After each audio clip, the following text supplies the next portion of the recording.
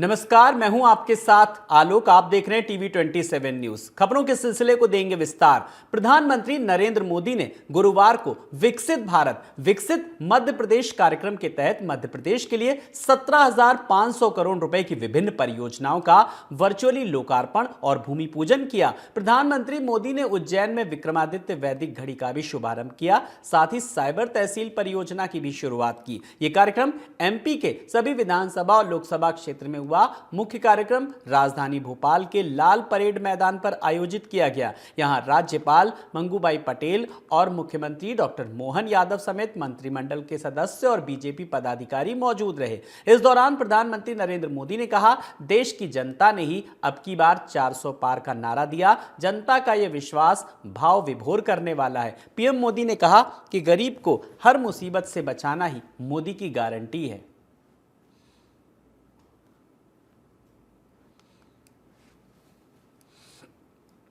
वहीं मुख्यमंत्री सामूहिक विवाह योजना के तहत विकास खंड चौपन के रेलवे कॉलोनी स्थित मैदान में 307 जोड़ों का विवाह कार्यक्रम भव्य तरीके से संपन्न हुआ। मुख्यमंत्री सामूहिक विवाह योजना में चौपन ब्लॉक 47, कोन में 45, तुत्ती में 72, म्योरपुर में 61, बभनी में 65 व अन्य स्थानों के 17 यानी कि कुल 307 जोड़ों का सामूहिक विवाह कराया गया। इस कार्यक्रम में पुलिस समाज के 4 जोड़ों की बात करें तो मुस्लिम समाज के 4 जोड़ों का भी निकाह कराया गया। इस मौके पर राज्य मंत्री समाज कल्याण संजीव कुमार गौड़, सांसद पकौड़ी लाल, समाज कल्याण अधिकारी मां शंकर यादव, जिला अल्पसंख्यक कल्याण अधिकारी सुधांशु शेखर शर्मा, जिला पिछड़ा वर्ग कल्याण अधिकारी गिरिजा शंकर, वहीं खंड विकास अधिकारी चौपन शुभम बरनवाल, जिला पंचायत सदस्य चुर्क मोहन कुशवाहा, जिला पंचायत सदस्य प्रतिनिधि संजीव तिवारी और सम्मानित जनप्रतिनिधिगण अधिकारीगण मौजूद रहे।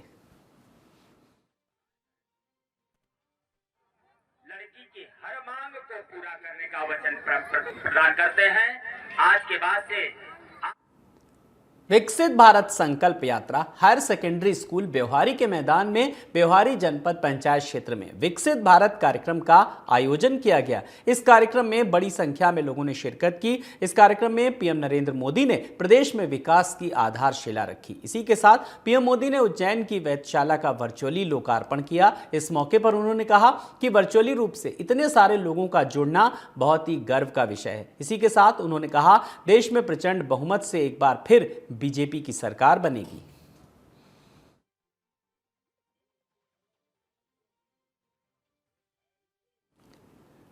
औरैया में एक भाई ने बहन की गला दबाकर हत्या कर दी। हत्या करने के बाद आरोपी ने पुलिस में बहन की खुदकुशी करने की सूचना दी। संदिग्ध परिस्थितियों में मौत की जांच कर रही पुलिस ने मामले की जांच की तो हत्या का आरोपी मृतक का भाई निकला। पुलिस ने मामले की जानकारी देते हुए बताया कि भाई ने अपनी बहन से मामूली से विवाद में उसकी हत्या कर दी। पुलिस ने आरोपी को गिरफ्तार कर आगे की कार्रवाई शुरू कर दी है।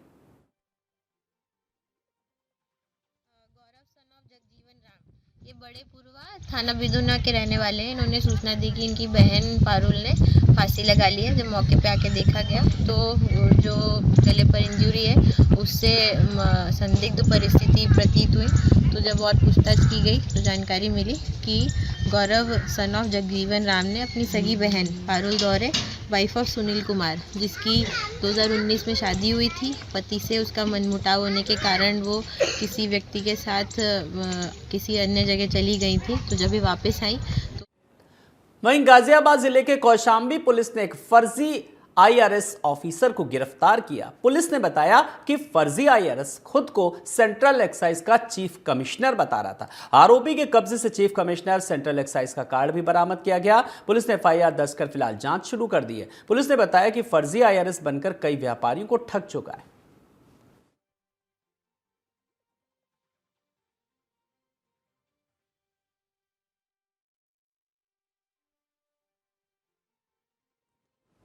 उन्नाव के पूर्वा थाना क्षेत्र में मोहनलालगंज मार्ग पर मंगत खेड़ा के पास तेज रफ्तार गिट्टी से लदे डंपर ने एक बाइक को टक्कर मार दी। बाइक पर 3 लोग आपको बता दें कि सवार थे।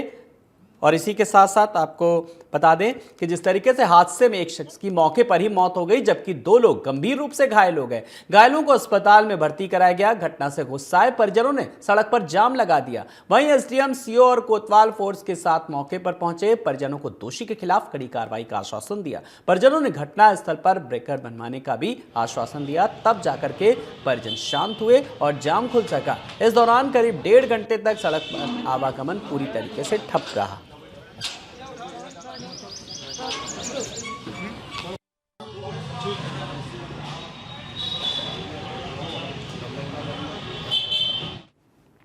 मुरादाबाद में एक निजी बस ने स्कूटी सवारों को रौंद डाला, जिसमें मौके पर ही एक युवक राशिद की मौत हो गई, जबकि उसका साथी अकरम गंभीर रूप से घायल हो गया। हादसे की सूचना लगते ही मौके पर पहुंची पुलिस ने घायल युवक को जिला अस्पताल में भर्ती कराया। अगली खबर की ओर रुख करेंगे। स्टे के बाद भी जमीनी विवाद में चाकगढ़ पुलिस ने कोई कार्रवाई न करने के विरोध में त्योंथर पूर्व विधायक श्यामलाल द्विवेदी, भाजपा किसान मोर्चा जिला अध्यक्ष प्रशांत पाठक, नगर परिषद अध्यक्ष विभव जायसवाल समेत सैकड़ों भाजपा कार्यकर्ताओं ने धरना दिया। पूर्व भाजपा विधायक श्यामलाल द्विवेदी सहित भाजपा कार्यकर्ता और पुलिस के बीच करीब 2 घंटे से अधिक समय तक यह हाई वोल्टेज ड्रामा चला। वहीं तहसीलदार की समझाइश के बाद पूर्व विधायक ने धरना खत्म किया। बताया जाता है कि चाकघाट थाना प्रभारी उषा सिंह सोमवंशी के आमद देने के बाद से ही थाना क्षेत्र की स्थिति नाजुक बनी हुई है। चाकघाट थाना क्षेत्र में इस समय माफियाओं का बोलबाला है। मादक द्रव्यों की खुलेआम बिक्री हो रही है।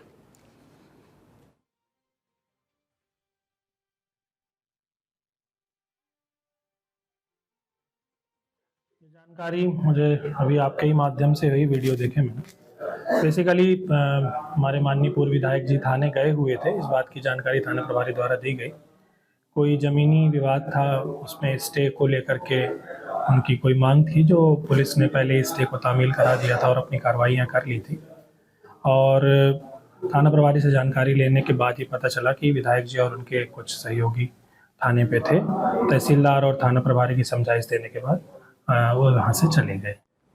पंजाब के मोगा के जलालाबाद गांव में 6 हथियारबंद बदमाशों ने लूट की घटना को अंजाम दिया। पीड़ित परिवार ने बताया कि हथियारबंद बदमाश घर से करीब 5 लाख कैश और 30 से 40 तोला सोना लूट करके फरार हो गए। सूचना मिलने पर पहुंची पुलिस ने सीसीटीवी के आधार पर मामले की जांच शुरू कर दी। ਦਵਿੰਦਰ ਕੁਮਾਰ ਗਰਗ ਵਾਸੀ ਜਲਾਲਾਬਾਦ ਜੀ ਦੀ ਘਰ ਦੇ ਵਿੱਚ ਹੀ, ਆਪਣੇ ਘਰ ਦੇ ਵਿੱਚ ਇੱਕ ਗਰਗ ਕਰਿਆਨਾ ਸਟੋਰ ਹੈਗਾ। ਉਹਨੇ ਅੱਜ ਪੁਲਿਸ ਨੂੰ ਤਲਾਹ ਦਿੱਤੀ ਕਿ ਉਹਨੇ ਸਵੇਰੇ ਜਦੋਂ ਆਪਣਾ ਕਰਿਆਨਾ ਸਟੋਰ ਖੋਲ੍ਹਿਆ ਤੇ ਬਾਹਰੋਂ 5-6 ਅਣਪਛਾਤੇ ਵਿਅਕਤੀ ਉਹਦੇ ਕਰਿਆਨੇ ਸਟੋਰ 'ਚ ਦਾਖਲ ਹੋ ਗਏ, ਜੋ ਉਹਦਾ 1,40,000 ਰੁਪਏ ਤੇ 5 ਤੋਲੇ ਸੋਨਾ ਲੈ ਗਏ ਆ। ਇਸ ਸੰਬੰਧੀ ਅਸੀਂ ਉਹਦੇ ਬਿਆਨ ਤੇ IPC ਦੀਆਂ ਰੈਲੇਵੈਂਟ ਸੈਕਸ਼ਨਾਂ ਤਹਿਤ ਮੁਕੱਦਮਾ ਦਰਜ ਕਰਤਾ ਤੇ ਇਹਨੂੰ ਸਾਇੰਟੀਫਿਕਲੀ ਅਤੇ ਹਰ ਤਰੀਕੇ ਨਾਲ ਟੀਮਾਂ ਬਣਾ ਕੇ ਇਹਨੂੰ ਟਰੇਸ ਕਰਨ ਦੀ ਕੋਸ਼ਿਸ਼ 'ਚ ਲੱਗੇ ਆ। ਦੁਕਾਨ ਤੇ CCTV ਵਗੈਰਾ ਲੱਗੇ? ਬਿਲਕੁਲ, ਇਹਨੂੰ ਸਾਇੰਟੀਫਿਕਲੀ CCTV ਦੇਖ ਰਹੇ ਆ। ਇਹਦੇ ਹੋਰ ਵੀ ਜਿੰਨਾ ਕੋਈ ਨਲਸਜ ਆ, ਸੈਕੰਡ ਉਸ ਇਲਾਕੇ ਦੇ ਜਿਹੜੇ ਪਹਿਲਾਂ ਮਾੜੇ ਵਿਅਕਤੀ ਆ, ਉਹਨਾਂ ਤੋਂ ਪੁੱਛਗਿੱਛ ਕਰਕੇ ट्रेस करने की कोशिश लगी।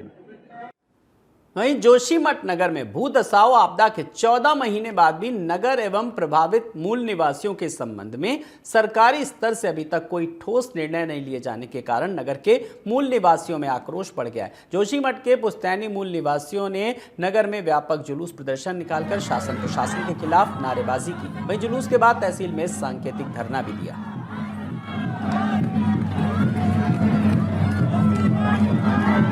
हमारी आजीविका के साधन क्या है? किसी की दुकान होगी, किसी का होटल होगा, किसी की गाय होगी, किसी की बच्चा होगी, किसी का जंगल होगा, किसी के पास खेती पाती होगी। हमें इतनी सी जमीन। आगामी लोकसभा चुनाव में मतदान प्रतिशत बढ़ाने के लिए निर्वाचन आयोग की पहल पर जागरूकता अभियान चलाया जा रहा है। सहायक निर्वाचन अधिकारी गंगोलीहाट यशवीर सिंह ने बताया कि स्वीप कार्यक्रम के तहत मतदाताओं को जागरूक करने के लिए घर घर जाकर बुजुर्ग मतदाताओं से मतदान करने की शपथ समेत क्रिकेट प्रतियोगिता और हस्ताक्षर अभियान का आयोजन किया जा रहा है। इसी के साथ ही साथ BLO को मतदाता जागरूकता अभियान चलाने के निर्देश दिए गए।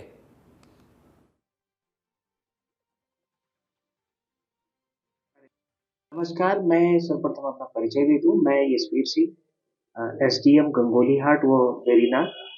मैं वर्तमान में सहायक रिटर्निंग ऑफिसर गंगोलीहाट 45 गंगोलीहाट विधानसभा निर्वाचन के लिए नियुक्त हूं। भारत निर्वाचन आयोग की तरफ से दिशा निर्देश जो जारी हुए हैं मतदाता जागरूकता के करने के संबंध में, उस कार्यक्रम के तहत एक स्वीप कार्यक्रम है जिसको systematic voter education and electoral participation कहते हैं। उस स्वीप कार्यक्रम के तहत विभिन्न स्कूलों, बूथ स्तर पर बूथ अवेयरनेस ग्रुप के माध्यम से मतदाताओं को जागरूक करने का कार्यक्रम चल रहा है। वहीं किक्षा कोतवाली के नारायणपुर में तेज रफ्तार बाइक अनियंत्रित होकर पेड़ से टकरा गई। इस हादसे में बाइक सवार 2 युवकों की मौके पर ही मौत हो गई। सूचना मिलने पर पहुंची पुलिस ने मृतकों के शव को कब्जे में लेकर पोस्टमार्टम के लिए भेज दिया। पुलिस ने मामले की जांच शुरू कर दी है।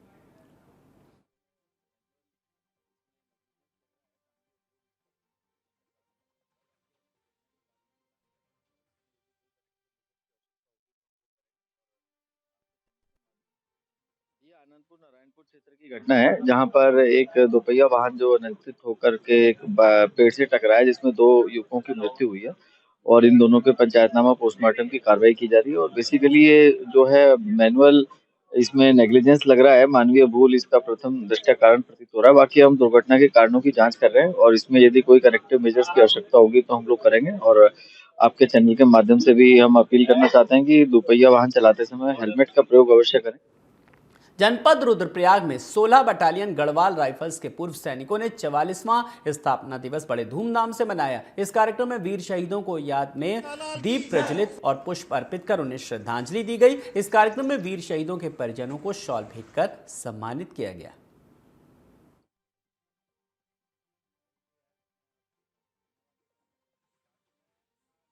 बटालियन के 44वें स्थापना दिवस के शुभ अवसर पर बटालियन के सेवारत सैनिकों, अफसर साहबान, जेसीओ साहबान, बहादुर जवानों और हमारे पूर्व सैनिकों और उनके परिवारों को बहुत बहुत बधाई और शुभकामनाएं देता हूं। हमारी बटालियन की खुशहाली और बढ़ते हुए कदमों को देखते हुए आज हमें अपार खुशी है कि हमारे जनवरी में 15 तारीख को एक आर्मी चीफ से साइटेशन से नवाजा गया है। हमें सब चमोली, रुद्रप्रयाग और श्रीनगर के पूर्व सैनिक को बधाई देता हूं। साथ ही जिन लोगों ने वहां पे काम किया है उनको तो मैं बहुत ही अति प्रशंसा और बधाई देता हूं। आज यहाँ पे हमारे 16 गढ़वाल का 44वां स्थापना दिवस मनाया जा रहा है, इसलिए हम सब यहाँ पे इकट्ठे हुए हैं और हमें बहुत अच्छा लग रहा है, बहुत ही खुशी हो रही है। और पलटन में भी धूमधाम से मनाया जाता है। जब वहाँ पे रहते थे यूनिट में तो बहुत अच्छा वहाँ पे भी मनाते हैं और यहाँ पे भी हम सब इकट्ठे हुए हैं तो बहुत अच्छा लग रहा है अपने सब लोगों से मिलके। बहुत बहुत नैनीताल में बारिश के बाद मौसम सुहावना बना हुआ है। बीते सप्ताह खराब मौसम के बाद खिली धूप स्थानीय लोगों के लिए राहत लेकर पहुंची। वहीं मौसम साफ होने से हिमालय भी साफ दिखने लगा। हिमालय देखने के लिए बड़ी संख्या में पर्यटक हिमालय व्यू पॉइंट पहुंच रहे हैं, जिसके चलते पर्यटन कारोबार से जुड़े लोगों को पर्यटन कारोबार अब उनका बढ़ने लगा है।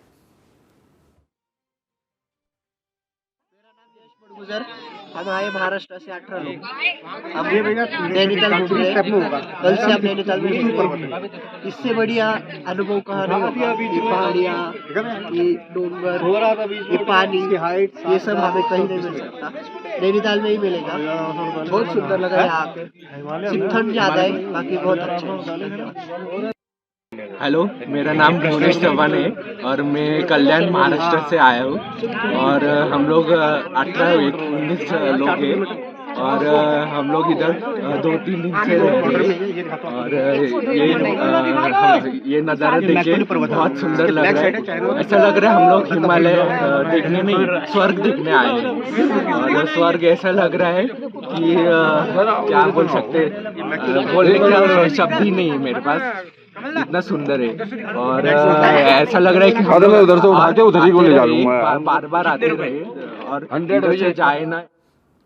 वहीं लोकसभा चुनाव नजदीक आते ही सभी राजनीतिक पार्टियां चुनावी रणनीति की भूमिका बनाने में लगी हुई हैं। धर्मनगरी हरिद्वार के संतों ने भी मांग उठानी शुरू कर दी है। संतों ने मांग करते हुए कहा कि हरिद्वार लोकसभा का टिकट किसी संत को देना चाहिए, जिससे हरिद्वार का विकास हो सकेगा। हरिद्वार धार्मिक नगरी है, अगर कोई संत हरिद्वार से सांसद बनेगा तो हरिद्वार का और भी ज्यादा विकास होगा। मांग उठी है कि हरिद्वार का सांसद कोई संत हो तो उसका हम समर्थन करते हैं। और जिस तरह हमारे अखिल भारतीय अखाड़ा परिषद के अध्यक्ष जी ने रविंद्र जी महाराज जी ने भी कहा है कि संतों का इस मांग का पूरा संत समाज आज मोहर लगा रहा है कि हरिद्वार से कोई संत ही सांसद प्रतिनिधि हो। आज तीर्थ नगरी में ब्रह्मलीन परम पूज्य जगदीश मुनि जी महाराज जो 2 बार पूर्व विधायक रह चुके हैं, आज अखाड़ा परिषद, भारत साधु समाज, अखिल भारतीय संत समिति, हरिद्वार सदर्शन साधु समाज की ये जोरदार मांग है कि हरिद्वार लोकसभा से यदि किसी संत को टिकट दिया जाता है तो हमारे जी की सच्ची श्रद्धांजलि होगी। हरिद्वार में आज अखाड़ा परिषद, संत संती और सदर्शन साधु समाज के सभी संतों ने एक स्वर से मांग की है कि हरिद्वार का सांसद संत होना चाहिए, क्योंकि संत ही केवल हरिद्वार की स्थिति को समझ सकता है और हरिद्वार की दिशा और दशा बदल सकता है। इसलिए सभी भागों ने एक मत से सामूहिक रूप से हाथ उठा के प्रस्ताव पास किया है कि हरिद्वार को लोकसभा क्षेत्र में केवल संत चाहिए। रुड़की सिविल अस्पताल में दिव्यांगों के लिए प्रशिक्षण शिविर का आयोजन किया गया। इस शिविर में बड़ी संख्या में दिव्यांगों ने हिस्सा लिया। इस कार्यक्रम के तहत दिव्यांगों को लघु उद्योग लगाने के संबंध में प्रशिक्षण भी दिया गया। आज जिस तरह से हमारे देश के आदरणीय प्रधानमंत्री नरेंद्र मोदी जी सबका साथ सबका विकास करने में लगे हुए हैं और दिव्यांगजनों के साथ तो उनका हमेशा ऐसा लगाव रहा है कि वो उनको हमेशा पूछते हैं और उनको आगे बढ़ाने के लिए, उनको भी आत्मनिर्भर बनाने के लिए वो हमेशा युवाओं को प्रोत्साहित करते रहते हैं कि भाई आप ऐसे समाज को भी आगे बढ़ाओ जिनको आप लोग की आवश्यकता है। प्रधानमंत्री जी की एक स्कीम है कौशल विकास योजना, इसी के अंतर्गत दिव्यांगों के लिए एक अलग योजना चलाई जाती है जो दिव्यांग कौशल केंद्र के नाम से हम लोगों ने यहाँ पे स्थापित किया है। इसमें हम लोग उनको घर बैठे वो जो उद्योग कर सकते हैं, जिसके लिए उनको बाहर ना आना जाना पड़े, और उनको एक ऑनलाइन माध्यम से भी एक ऑनलाइन प्लेटफॉर्म हम लोग प्रोवाइड कराएंगे जिसके अंतर्गत वो अपने पौधे पूरे भारतवर्ष में सेल कर सकेंगे। और इसमें हम लोग कैंडल मेकिंग और आर्टिफिशियल ज्वेलरी जो भी आसानी से होने वाले उत्पाद तैयार हो प्रशिक्षण देंगे। इसमें ऑफलाइन ऑनलाइन दोनों मोडों के द्वारा कार्यक्रम इसको चलाएंगे। इस कार्यक्रम में तो हम लोग उनको 1 महीने का जब वो अपना प्रशिक्षण पूरा करेंगे 4000 रुपये प्रति व्यक्ति को हम लोग उसमें स्टाइपेंड प्रोवाइड। हरिद्वार के रोशनाबाद के स्पोर्ट्स स्टेडियम में जिला प्रशासन की पहल पर दिव्यांगजनों को 100% मतदान के लिए जागरूक करने के लिए व्हील चेयर क्रिकेट मैच का आयोजन किया गया। हरिद्वार मुख्य विकास अधिकारी प्रतीक जैन ने बताया कि हरिद्वार जिले में कई ऐसे दिव्यांग खिलाड़ी हैं जो खेल खेलते भी हैं और दूसरों को प्रोत्साहन भी करते हैं। वहीं साथ ही दिव्यांग क्रिकेट मैच के माध्यम से दिव्यांगजनों को चुनाव के लिए भी प्रेरित किया जा रहा है। मैं सक्षम टीम की तरफ से खेल रहा हूँ। आज आपको कहाँ से मिलते हैं कि आप खेल सकते हो? देखिए, शक्ति तो गॉड गिफ्टेड है, ईश्वर की तरफ से कुछ ऐसा है कि हम लोग सकलांग लोगों के प्रति खेलना, जैसे सकलांग लोग खेलते हैं ऐसे हम भी कोशिश करते हैं खेलें। और आज के मैच का जो उद्देश्य था ये 100% जो आगामी चुनाव आ रहे हैं 100% दिव्यांगों के लिए, दिव्यांग जो होते हैं घर से निकल नहीं पाते चुनाव के लिए, उन्हें जागरूक करने के लिए एक ये मैच का समाज कल्याण विभाग द्वारा मैच का आयोजन किया जा रहा है। देखिए, आज जिले में समाज कल्याण विभाग द्वारा सभी दिव्यांगजनों के लिए क्रिकेट मैच आयोजित किया गया है। हमारे हरिद्वार जिले में काफ़ी सारे ऐसे दिव्यांग हैं जो खेल खेलते भी हैं और सबको खेलने के लिए मोटिवेट भी करते हैं। कई सारे दिव्यांगजन मेरे पास आए और उन्होंने ये भी बोला कि वो क्रिकेट टीम के भी पार्ट हैं। तो हमने सोचा कि क्योंकि अभी इलेक्शन का टाइम भी चल रहा है तो क्रिकेट के माध्यम से सभी दिव्यांगजनों को इलेक्शन के लिए भी प्रेरित किया जाए। तो आज के मैच का जो प्रमुख उद्देश्य है वो हमारा स्वीप कैंपेन के अंतर्गत हमने मैच किया है, जिसमें सभी दिव्यांगजनों के माध्यम से जो बाकी अन्य दिव्यांगजन भी हैं उनको ये मोटिवेट करने के लिए है कि वो भी आगे आ सकते हैं, खेल सकते हैं और समाज को आगे ले जाने के लिए स्वयं वोट भी कर सकते हैं। झांसी के राजकीय संग्रहालय के सभागार में माधवी फाउंडेशन एवं विश्व साहित्य सेवा ट्रस्ट के सहयोग से राम काव्य में मूल्य चेतना विषयक एक दिवसीय राष्ट्रीय संगोष्ठी का आयोजन हुआ। समारोह में doctor Sushma Singh, doctor Pushpa Singi, doctor Sukhram Chaturvedi की पुस्तकों का लोकार्पण भी किया गया। वहीं मंच संचालन डॉक्टर निहाल चंद्र शिवहरे और डॉक्टर राम शंकर भारती ने किया। अतिथियों व मंचस्थ विद्वजनों में Pandit Hariom Pathak, doctor Pramod Agarwal, doctor Sushma Singh, Mukesh Tiwari, doctor Puneet Bisaria, विभागाध्यक्ष हिंदी बुंदेलखंड विश्वविद्यालय doctor B B Tripathi, doctor Manoj Gautam, doctor Pushpa Singi, Madhulika Singh, doctor Nihal Chand Shivhare, doctor Ram Shankar Bharti, Pratap Narayan Dubey, Saket Suman Chaturvedi, Abhiraj Pankaj एवं विनय श्रीवास्तव सहित तमाम साहित्यकार मौजूद रहे। माधवी फाउंडेशन के अध्यक्ष डॉक्टर मिथिलेश दीक्षित एवं विश्व साहित्य सेवा ट्रस्ट के अध्यक्ष मोहन मुरारी शर्मा की इस पहल की काफी सराहना हुई। इन्हीं खबरों के साथ इस बुलेटिन में इतना ही। नमस्कार।